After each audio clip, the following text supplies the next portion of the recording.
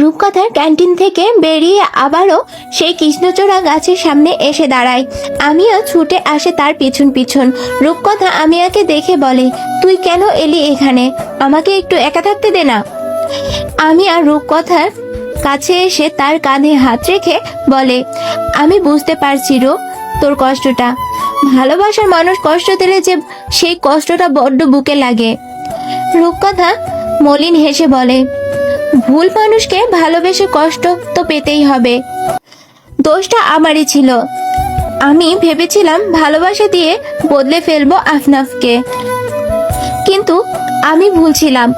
আহনাফকে ভালোবেসে আমি ওকে বদলাতে পারিনি, বরঞ্চ নিজে ভেঙে চুরে একাকার হয়ে গেছি, ঝলছে গেছি একদম। এসব কথা বলতে বলতে রূপকথা আমি আর উদ্দেশ্যে বলে, তুই সেদিন বললি না তোর বাবা তোর জন্য ছেলে দেখেছে? তুই একটা কাজ কর, তোর বাবার পছন্দের ছেলেকে বিয়ে করে নে। আঙ্কেল বিচক্ষণ মানুষ, তোর জন্য ভালো কিছুই উনি খুঁজে বের করবেন। তুই আমার মতো বোকামি করিস না আমিয়া। আমিয়া রূপকথার এমন কথায় শুনে খানিক রেগে বলে, তুই নিজে ভালোবাসা দিয়ে আহনাফ ভাইকে বদলে দিতে পারিসনি জন্য ভাবিস না যে আর কেউ পারবে না। আমার বিশ্বাস আছে নিজের ওপর। আমি জানি আমি যাকে ভালোবাসবো সে যদি পৃথিবীর সব থেকে নিকৃষ্ট মানুষও হয়, তবু আমি নিজের ভালোবাসা দিয়ে তাকে বদলে দিতে পারবো। রূপকথা আবারও মলিন হেসে বলে, তুই ভুল ভাবছিস। কারো ভালোবাসা কাউকে বদলে দিতে পারে না। এই ভুল ধারণার জন্যই এত মেয়ের কপালে দুঃখ নেমে আসে। আমিয়া রূপকথার কথায় কানই দেয় না। রূপকথা যদি জানতে পারে আমি আর বাবা তার জন্য প্রফেসর শুভ্রর সাথে বিয়ে ঠিক করেছে, তাহলে কেমন রিয়াক্ট করবে? নিশ্চয় বলবে, তুই এত ভালো বর পেতে চলেছিস, এটা তো তোর ভাগ্য। ওনার মতো ভালো মানুষই হয় না। কিন্তু আমিয়া কিভাবে বোঝাবে রূপকথাকে যে এমন ভালো মানুষ তার একদম পছন্দ নয়? তার পছন্দ দুর্জার মতো বেপরা উচ্ছৃঙ্খল ছেলে। আমিয়া দুর্জার কথা ভেবে নিজেই হাসতে থাকে। রূপকথা সেটা খেয়াল করে বলে, কিরে হাসছিস কেন? আমিয়া হাসি থামিয়ে বলে, কিছু না, চল, ক্লাসে দেরি হয়ে যাচ্ছে। রূপকথা নিজের চোখে জল মুছে বলে, হ্যাঁ চল। আজ শুভ্র ক্লাস নিয়েছে আমিয়ার। পুরো ক্লাসে আমিয়া ভীষণ নার্ভাস ছিল, কারণ পড়া মনোযোগ দিতে পারেনি। যদিও শুভ্র ক্লাসে ফাঁকে একবারও আমিয়ার দিকে তাকায়নি। সে প্রতিদিন যেমন করে ক্লাস নেয় আজও তেমনই নিয়েছে। তারপরও আমিয়ার কেমন জানি অদ্ভুত লাগছিল, কারণ এই লোকটা কাল তাকে দেখতে এসেছিল। ক্লাস শেষে যে যার মতো বেরিয়ে আসে। রূপকথা তো শুভ্র স্যারের প্রশংসায় পঞ্চমুখ, কারণ সে অনেক ভালো ভাবে ক্লাস নেয়। রোজকার মতো আজও রূপকথা শুভ্র ওর প্রশংসায় করতে করতে বলে, শুভ্র স্যারের ক্লাসগুলো একদম মিস করা যায় না। ওনার মতো এত ভালো করে আর কোনো স্যারও পড়া বোঝাতে পারে না। রূপকথায় কথায় আমিও বিরক্তি হয়ে বলি, এই টপিক বাদ দে তো। রূপকথা বুঝতে পারে না আমি আর হঠাৎ কেন এমন রিয়াক্ট করছে। এরই মধ্যে তারা দেখতে পাই ক্যাম্পাসে বেশ ভালোই জটলা লেগেছে। আমিয়া রূপকথাকে বলে, ওই রূপ, ওখানে এত ভিড় কেন রে? রূপকথা ওদিকে তাকিয়ে বলে, হ্যাঁ তাই তো, মনে হচ্ছে কোনো ঝামেলা লেগেছে, চল তো গিয়ে দেখি। এই কথা বলে আমিয়া রূপকথার জন্য অপেক্ষা না করে নিজেই ছুটে যায়। রূপকথাও যায় তার পিছু পিছু। আমিয়া বরাবরই এসবে আগ্রহ বেশি। গতকালে ঘটনা কেন্দ্র করে দুর্জয় আহনাফদের সাথে বাপ্পির ঝামেলা লেগেছে। বাপ্পিকে টিনা আহনাফের বিরুদ্ধে উস্কে দিয়েছে, যার দরুন বাপ্পি আজ ভার্সিটিতে এসে হাঙ্গামা শুরু করে দিয়েছে। বাপ্পির দলবলের সাথে দুর্জয়ের ভালোই ফাইটিং চলছিল। এর মধ্যে বাপ্পি একটা হকি স্টিক নিয়ে দুর্জয়কে মারতে উদ্যত হয়, কিন্তু আরব দুর্জয়কে সরিয়ে মাঝখানে চলে আসে, যার ফলে তার মাথা আঘাত লেগেছে। সাথে সাথে তার মাথা ফেটে যায় এবং সে মাটিতে লুটিয়ে পড়ে। সাগররা এগিয়ে আসে আনাফকে আগলে নেয়। দুর্জয় নিজের বন্ধুর এই অবস্থা দেখে ভীষণ রেগে যায়। আনাফ তার সব থেকে দুর্বল জায়গা, তাই দুর্জয় ছুটে এসে বাপ্পিকে মারতে শুরু করে।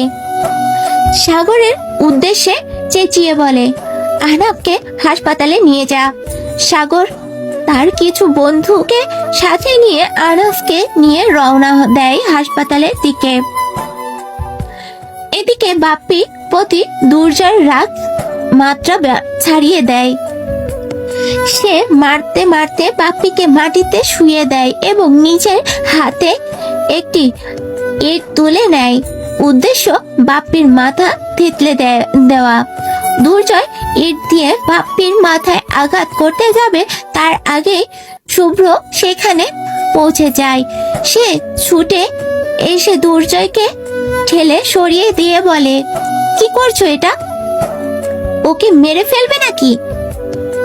দুর্জয় বলে ওঠে, সরে যান সামনে থেকে। ওর এত বড় সাহস আমার দোস্তর গায়ে হাত তোলে। আজকে ওকে আমি শেষ করে দিব। ততক্ষণে পুলিশও উপস্থিত হয় ঘটনাস্থলে। ঝামেলা আন্দাজ করে শুভ্র অনেক আগেই পুলিশকে ডেকে পাঠিয়েছে। পুলিশ এসে দুর্জয়ের হাতে হ্যান্ডকাপ পরায়। দুর্জয় পুলিশের ওপর চোটপাট করতে থাকে, বলতে থাকে, তোরা সর, ওকে না মেরে আমি শান্তি পাবো না। পুলিশ টানতে টানতে দুর্জয়কে নিয়ে যায়। দূর থেকে এই ঘটনার সাক্ষী হয় আমিয়া ও রূপকথা। কয়েকজন স্টুডেন্ট বলাবলি করছিল, শুনেছি এই দুর্জয়ের বাবা বিশাল বড়লোক ব্যবসায়ী, দেখবি ঠিকই আবার বের করে আনবে।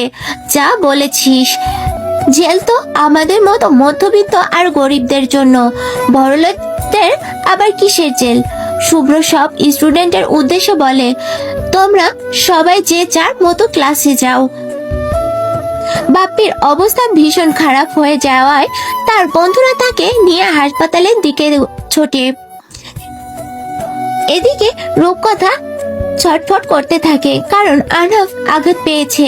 আমি আর সেটা খেয়াল করে রূপকথাকে বলে, তুই কি আনাফ ভাইকে দেখতে হাসপাতালে যাবি? রূপকথা নিজের আবেগ নিয়ন্ত্রণ করে বলে, না, যাব না। কেন? দেখ, আমি চাই না ওর প্রতি আর কোনো দুর্বলতা রাখতে। ও কেন গিয়েছিল মারামারি করতে? আমি তো যেতে বলিনি। নিজের দোষ, মাথা ফাটিয়েছে, এবার নিজেই বুঝুক। তাছাড়া ওর বন্ধুরা আছে ওকে সামলানোর জন্য, আমাকে ওর প্রয়োজন পড়বে না। বলে রূপকথা ক্লাসের দিকে রওনা দেয়। এদিকে আমি আর মন খারাপ হয়ে গেছে, কারণ দুর্জয়কে পুলিশ গ্রেফতার করেছে। শুভ্র আমিয়াকে একা দাঁড়িয়ে থাকতে দেখে এগিয়ে আসে। আমিয়ার কাছাকাছি এসে বলে, তুমি এখানে কি করছো? যাও, ক্লাসে যাও। শুভ্র উপস্থিতি আমিয়াকে অস্বস্তি বোধ করায়, তাই সে আর না দাঁড়িয়ে ক্লাসের দিকে যায়। আমি আর যাওয়া পানে তাকিয়ে থাকি শুভ্র। গতকাল এই মেয়েটিকে তার বাবা দেখতে গিয়েছিল তার বউ করার জন্য। ফিরে এসেছে থেকে মেয়েটার চিন্তা তার মাথা থেকে যাচ্ছে না। শুভ্রর সাথে আগে কখনো এমনটা হয়নি। তার বাবাকে যতটা সিরিয়াস মনে হয়েছে, তাতে সে এক প্রকার নিশ্চিত এই মেয়েটাই তার বউ হবে। ব্যাপারটা ভাবতেই শুভ্র হৃদয় তোলপাড় শুরু হয়। ভার্সিটির ছুটি হতেই আমিয়া রূপকথাকে জোর করতে থাকে আনাফকে দেখতে যাওয়ার জন্য, কিন্তু রূপকথা স্পষ্ট জানিয়ে দেয়, তোর যদি যাওয়ার হয় যা, কিন্তু আমাকে একদম জোর করবি না। অনেক ছোট হয়েছি আমি, আর না। নিজের এত সস্তা বানানোর রুচি আমার নেই বলে সে নিজের বাসার উদ্দেশ্যে রওনা দেয়।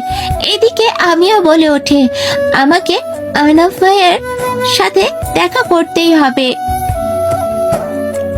দুর্জয় এখন কেমন আছে না জানা পর্যন্ত আমার শান্তি নেই।